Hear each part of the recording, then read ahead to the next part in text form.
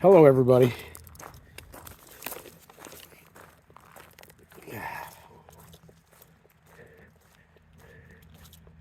As most of my friends know, I'm preparing to attempt to hike the Appalachian Trail.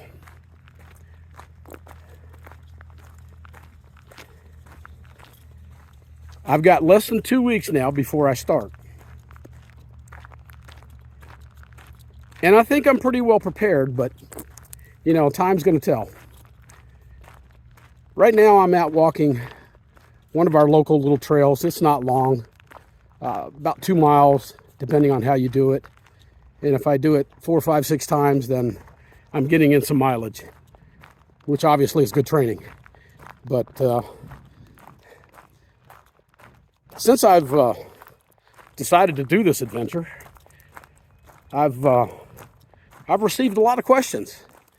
And so I thought I'd take an opportunity to answer some of those questions all in one lump sum.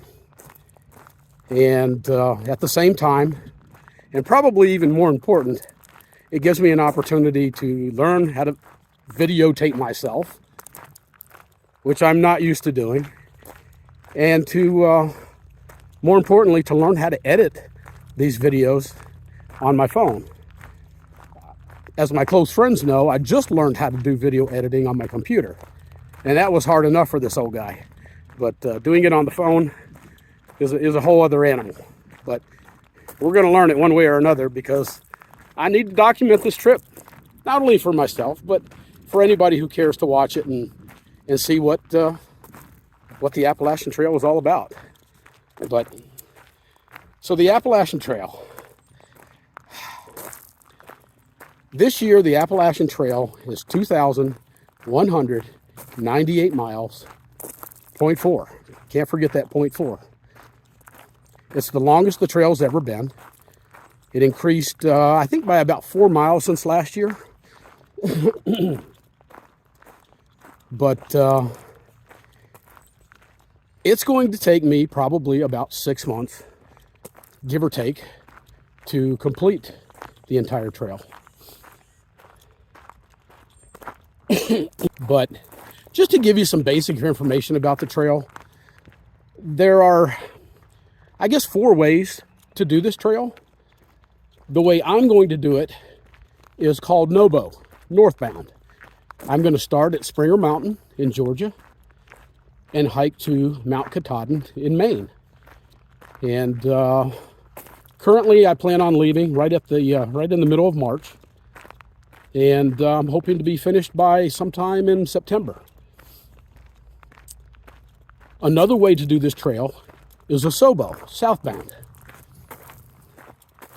For the people that are going to do it southbound, they start, obviously, at Mount Katahdin in Maine, and they walk south to Georgia. Now, they don't get to start until usually somewhere around June, because there's still snow on the mountains in Maine. And it's just too dangerous to start before then. Another way to do this trail is what they call a flip-flop. You can start, most people start at the halfway point around Harper's Ferry, somewhere in that area. And they'll go northbound first and get to Mount Katahdin, somewhere in that June, July area. And then they'll come back to where they started, going north, and they'll finish the trail going south. I'm not 100% sure what the advantage of that is, other than just maybe better weather. But I'm not sure. It's not the way I want to do it. Another way to do it is to section hike it. And I guess that's what most people do. They'll go out, take a month off from work maybe, and do a section. And then somewhere later in their year, they'll go do another section. And then over a period of, I don't know, a few years, they'll complete the entire trail.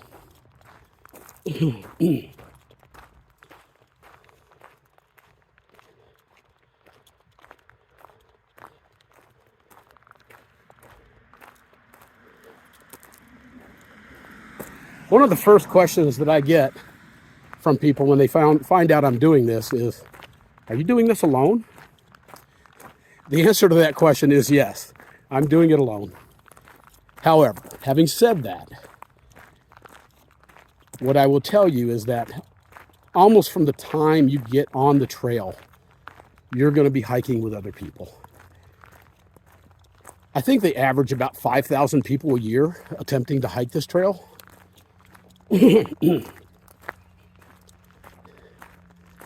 Only about 1 out of 4 people who start the trail make it. And I hope to be one of those people. We're going to find out.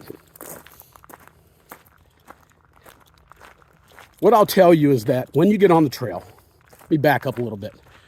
The month of March, there are probably anywhere from 30 to 50 or more people starting a no-bow every day.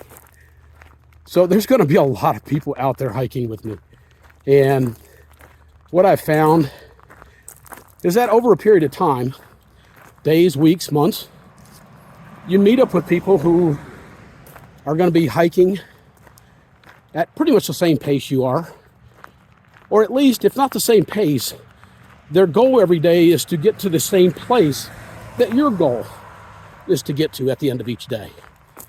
So as you meet up with these people and you hopefully bond with them, you become what they call a trail family, a tramily.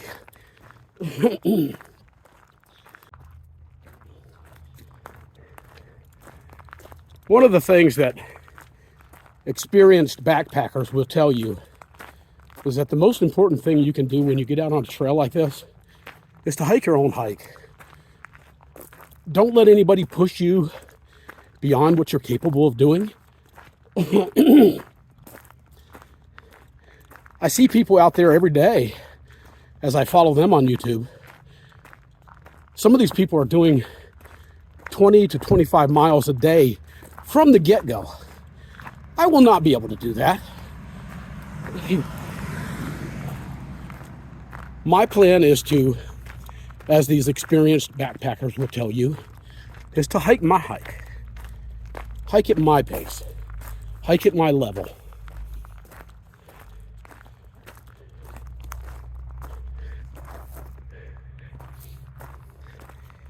And I plan on doing exactly that. I followed some folks last year. Loved them to death. They were definitely an inspiration to me. But they were a group that called themselves the Zero Heroes. A zero is a day that you do nothing. You stay in town, at a hostel, at a hotel, and you do no hiking. That's a 0 day. Well, what these folks would do on their 0 days is enjoy the local whatever, whether it's a winery or a museum or whatever. And so I'm looking forward to that. I'm not going to kill myself. Reality check. I'm an old guy. I'm in pretty good shape, but I'm not in the same shape as a 20-year-old or a 30-year-old. We'll see. But I plan on stopping to smell the roses. Life is too short, especially now that I'm retired, that I want to enjoy every single moment out on the trail. And trust me, that's not going to happen.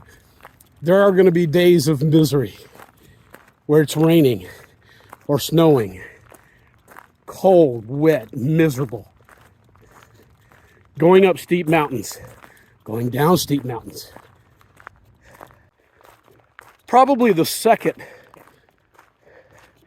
question that I get most of the time is, are you going to be carrying a gun? No, I will not be carrying a gun. Although there are dangers out there. Bear, rattlesnakes, moose, copperheads, people. I will not be carrying a gun. I don't own a gun. I have no desire to own a gun. I have no problem with people who do. That is absolutely, they're right. However, I don't know if there's any way that you could legally carry a gun on the Appalachian Trail. You go through 14 states. All 14 of those states have different laws regarding weapons. And yeah, just not my thing. I know that some people will be. Honestly, that probably scares me more than anything else. It's been my experience that most people that are going to carry a weapon illegally are usually not the best people in the world to be around carrying a gun. My personal opinion. I'm sure that's not the way it is all the time. Some of the other questions that people ask me, what are you going to eat? Whatever I can carry in my backpack. Most of the food that I will be eating will be dehydrated meals that you simply boil some water, pour it into a bag with that food, and give it a few minutes, and that's your breakfast or lunch or dinner. The way this trail is designed, every 2 to 4 days, with a couple of exceptions, you are going to hit a trailhead or a town or a place where you can get resupplies. And so food is not a major concern. Like I said, I know there's a couple spots on the trail that you might have to carry more than 2 or 3, 4 days of food, but you know, we'll kind of take that as it comes. And I won't be eating well. Nobody does. And it's kind of funny that when you watch these long distance hikers, as I have the last couple years, it's so funny when they get to a town, they absolutely pig out. Another question that I get often is, how do you know where to go? I'll show you more of that when I get out on the trail here in a couple of weeks, but the Appalachian Trail, from beginning to end, has what they call white blazes. They're 2 inches wide by, I believe, 6 inches long. And it's a blaze that's painted on a tree, a rock, a building, a bridge. Wherever the trail goes, you follow the white blazes. And in theory, they're supposed to have the blazes set up so that when you're standing at one, you can see the next white blaze down the trail. So they're not too far apart. I do know that as you're hiking, as I'm doing right now, I'm sure you notice I'm spending a lot of time looking down. This part of the trail is a little tricky. It's got some rocks, it's got some roots. And so with my head down, it would be very easy for me to miss a white blaze. So it won't be surprising if I, like many others in the past, get lost here and there. Another way that you know what you're doing is that there's an app that I'll be using on my phone called Far Out. I think it used to be called Gut Hook, but it's called Far Out, and it is basically a GPS map of the entire trail. And so if you do find yourself off trail, again, in theory, you should be able to find your way back to it. But I'm not too concerned about that. I've seen people get lost momentarily, but it usually doesn't take long to get yourself back on track. Where will I stay? Well, for the most part, I'll be staying in the tent that's on my back. And I plan on doing another video here in the next few days, at least before I go, to go over everything that I'll be carrying with me in my pack and give you a better idea. But I can tell you right now that everything that I'm going to need on that trail is in my backpack. My backpack, when I left this morning, weighed 26 pounds. That's a good weight. I'm happy with that. If I can keep that weight there, the weight will not be a problem. Honestly, right now I feel like I have nothing on my back. It's I hope I didn't just get turned around. I guess we'll find out. Ain't no blazes out here on this trail. So for the most part, I'll be staying in my tent. They also have shelters or lean-tos or huts. It seems like every state that you go through calls them something different, but I think, at least in my mind, they're probably every 5 to 8 to 10 miles apart, so that you have some variety out there. Some folks can go out there and knock off 20 plus miles a day. I'll be tickled pink if I can get out there and knock out 8 to 10 miles every day, at least for the first few weeks. And then as time goes by and I get my hiker legs, then I'll be able to build up from that. I can tell you that to finish this hike in 6 months, you have to average 14 miles a day. It can be done. It's done by over 1,000 people every year.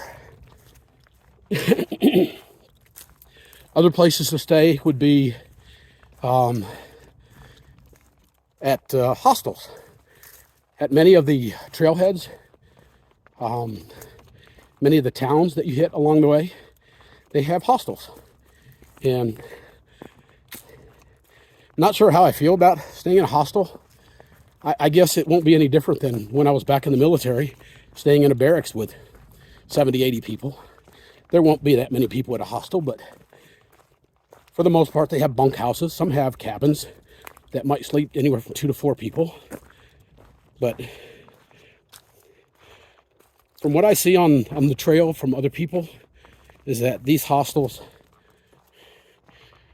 are pretty cool. You obviously are going to be meeting up with other hikers and sharing your travels, swapping stories, bonding, having fun.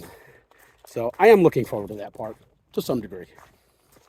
As most of you know, I'm pretty much a loner. I'm happy by myself. I can be happy with other people. There will be occasions where I will decide to stay in a hotel. I don't know, at least once every 2 weeks, possibly even once a week. It just depends. I'm open. Unlike most of the people that are going to be out on the trail, I don't really have any financial issues that would keep me from staying in a hotel. But I think in general, the hotels along the trail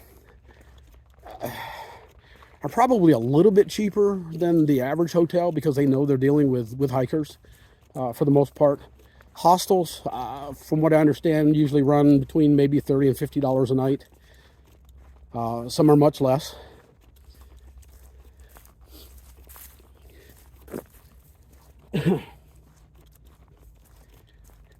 And obviously staying in your tent costs you nothing. So I expect to stay in my tent 95% of the time. I'm fine with that. I enjoy sleeping outdoors. There will be times when you've got big storms coming, whether it's a snowstorm in the mountains or just thunder and lightning, and it's just safer to get off the trail. You'll see that some of the mountains that I'll be climbing. It's not just a walk up a trail. I'm not even going to try to describe it to you. It's better, assuming I make it to those points, that you see for yourself. It's, if I'm being honest, it's one of the parts of this hike that scares the crap out of me. I am afraid of heights, and it will be very difficult for me to stand out over a ledge that's thousands of feet above the bottom. But at the same time, those are the parts where the views are going to be absolutely incredible, which is one of the bigger reasons that I'm doing this hike. I want to see that beauty. Every time I see it in other hikers' videos, this is pretty sad, but it actually brings a tear to my eye. There's a couple spots that, I'm not gonna lie, on the camera, it brings me to tears. And so I fully expect that when I get out there, there will be times that I'm gonna have to throw away what they call the man card, and I'm probably gonna cry like a baby, just because it's so beautiful out there. We'll see. Maybe I'll be able to hold it together. I don't think so. Another big question that I get is, where do you go to the bathroom? Well, there's a bear shit in the woods. You'll be crapping in the woods. You know, if you're at a shelter, many of the shelters have privies. They're not modern by any standards. And I'll show you all that. But when you get out on the trail, if there's not a privy available, then obviously you're going to go back into the woods. There's rules on how you do that. You don't want to be taking care of that business right close to the trail. Depending on number one or number two, people expect you to go a certain distance off the trail. If you're doing number two, you carry a small shovel, very small shovel. I'll show that to you when I go over my equipment list. But you dig a hole 6 to 8 inches in the ground. You do your business, and you fill that hole in. No big deal.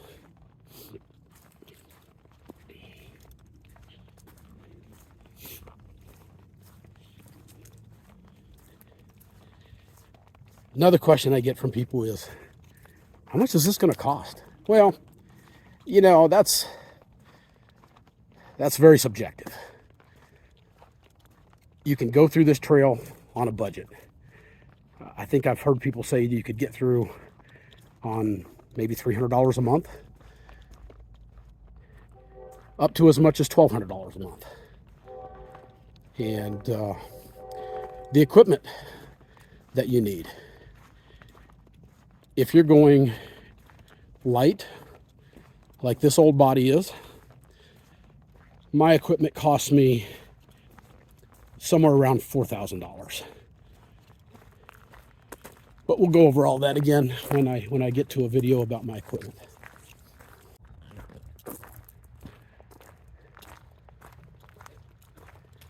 One of the things that I want to talk about just for a moment is that one of the cool things about this trail, and I guess really any big trail, I don't know, maybe small trails, but I know any of the big trails, they have people. Some of them are previous thru hikers. Some of them are just decent people. Sometimes they're church groups, Boy Scouts, different organizations that will provide what hikers call trail magic. They will be at a trailhead, a parking lot, an outfitters in town, who knows where. And simply out of the kindness of their heart, some of these people have tents and barbecue grills set up, and they'll provide you with with a complete cooked meal with drinks, and those people are pretty cool. Those people are called trail angels, and I guess that makes perfect sense. I am looking forward to meeting some of them. I've already made contact with some of them, in fact, on Facebook. So it's going to be pretty cool. I'm excited about that part of it. A lot of people ask how much I'm going to film. Well, I don't know. I guess I'll find out when I get out there. But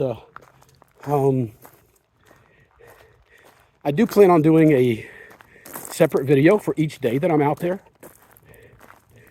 There will be times that I will not be able to upload the videos on a daily basis because, frankly, there's no internet out there. Many of the places that we're going to be there, it's wilderness. It's the boonies. There's nothing out there, and so there may be times that I might have to go 3 or 4 days without uploading videos, but that's okay. I'll still attempt to do a daily video, and I'm not 100% sure what I'm going to talk about each day. I mean, obviously, I'm going to talk about the trail, the conditions of the trail, what's going on, where I'm at. Simple things like, what's the temperature when you get up in the morning? Sometimes it's in the 20s, 30s, 40s. Later on in the summer, you're going to wake up and it's already 80 degrees out there. People need to know that.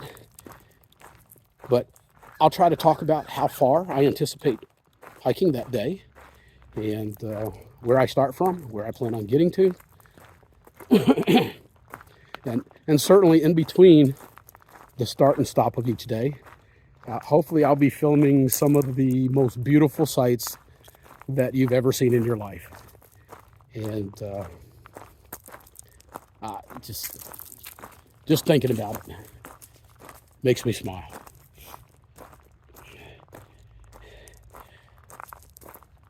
I've had a number of people tell me, Gary, you know,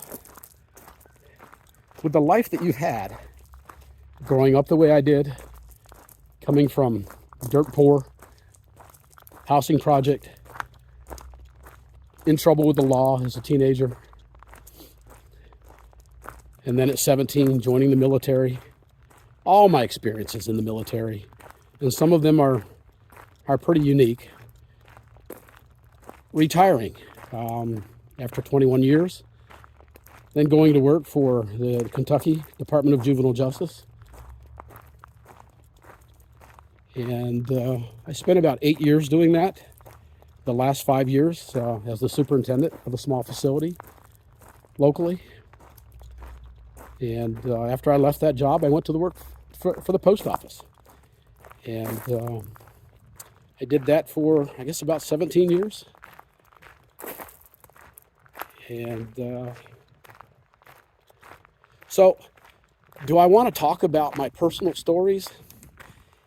You know, there's a part of me that does, if for no other reason. You know, the one thing that I want to really emphasize is that this trip and the videos I'm taking, while it's a nice side effect that I'm going to hopefully educate some people on this trail and some of the fun and some of the hardships of this trail, in the end, I'm doing this video for me.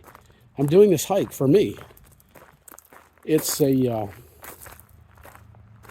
I'm hoping it's a way that will allow me to heal from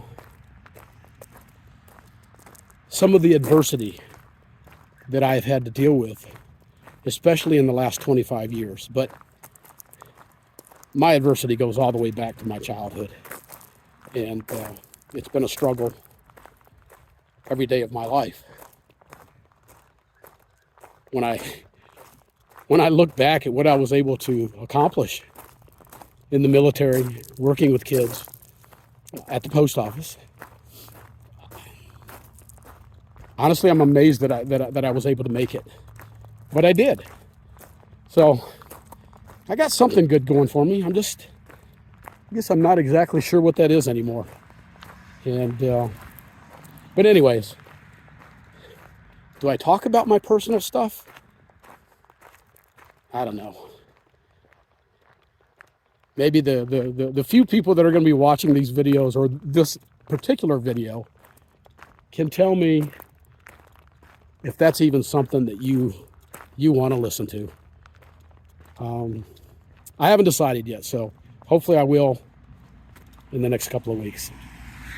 I guess there's really only two other questions that people ask me consistently.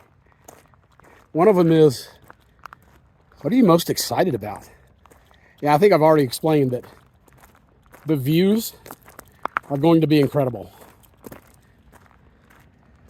I think that's the thing that excites me the most, that I'm looking forward to the most.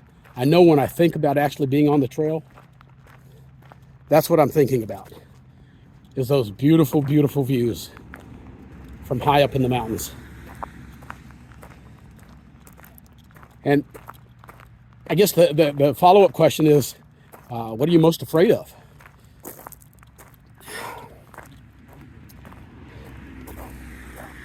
My biggest fear is not making it. My biggest fear is that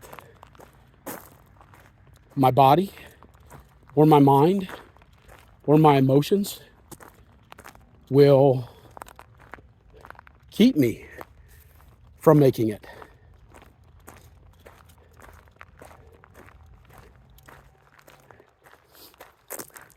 We're all going to find out together.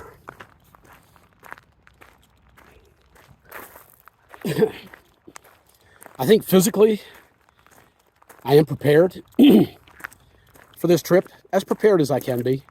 I've worked hard the last 3 months, going to the gym 3 to 5 days a week, and getting my stamina back, getting my strength back, and I think I'm in pretty good shape there. One of the biggest things that I was worried about is my flexibility. I've had problems in the last 5-10 years with my calf muscles, my Achilles, and range of motion.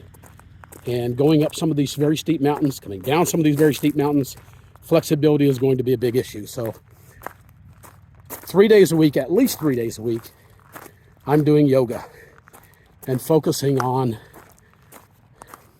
stretching, flexibility, stamina, and strength. So we'll see. We'll see.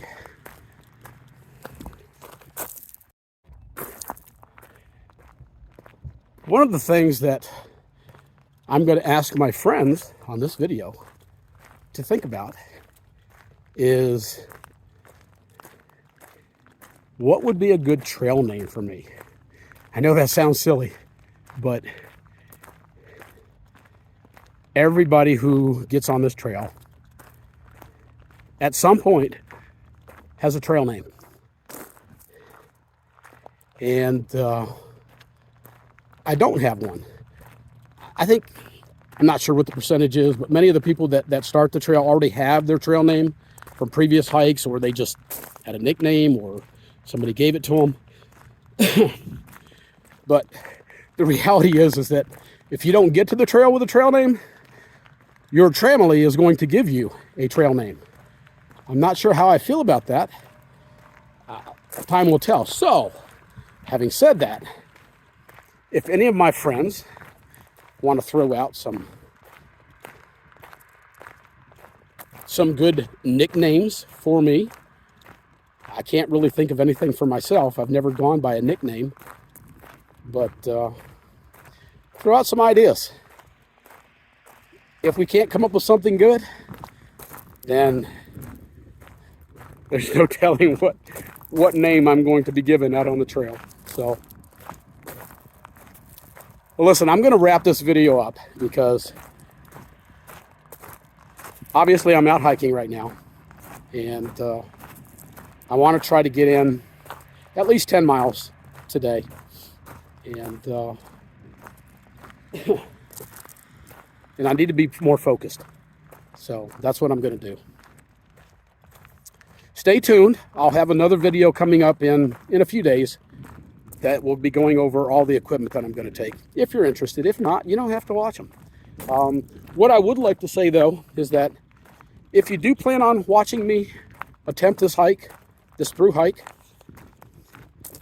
I would appreciate it very much if you would subscribe to my channel. I guess I'm still new to YouTube, but I guess that gets you notifications when I put a new video up. It'll notify you that it's there. But and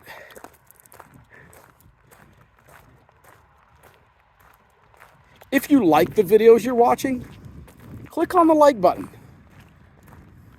I see so many hikers out there that they get 500 views and they get 10 likes, when their videos are freaking awesome. It takes a second. Click that like button. If you don't like it, tell me why you don't like it. Tell me what I can do to make it better. I'm so new to all this. So, constructive criticism is accepted with a smile. So, all right. Thanks for watching, and I'll see you on the next one.